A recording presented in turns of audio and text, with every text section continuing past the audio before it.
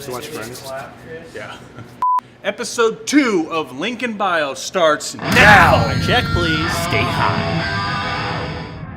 I'm Chris, and this is Will. We are at Sonata's restaurant. He's going to show us how to make a Sazerac today.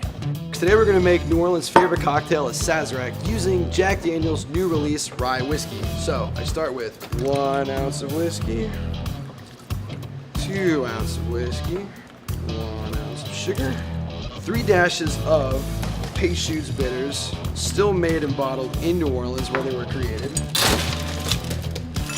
Dump some ice in there and let that sit for 2 quick seconds. Take Absinthe and just get a little bit in there. What that's going to do is that's going to line the wall of the glass with the flavor without leaving too much absinthe inside. I'm going to dump that, and as is tradition, I go Sazerac, Sazerac, Sazerac.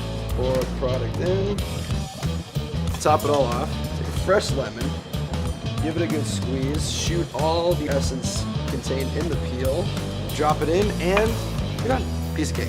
Will did an okay job, I guess. See the distance there, Will? I see it, I see it. Thank you. Then we got a little bit of the aromatic bitters, 2, 3, 4.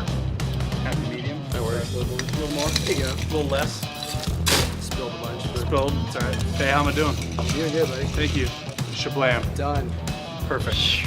Obviously, Will's blindfolded, and he's going to be tasting both drinks to see which one is the best Sazerac.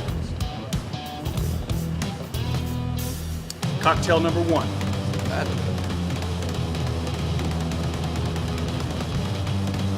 Yeah, that's fine. So right away we can tell by the color, and then we can tell by the smell. But if I was to nail down one fundamental flaw, he didn't throw it.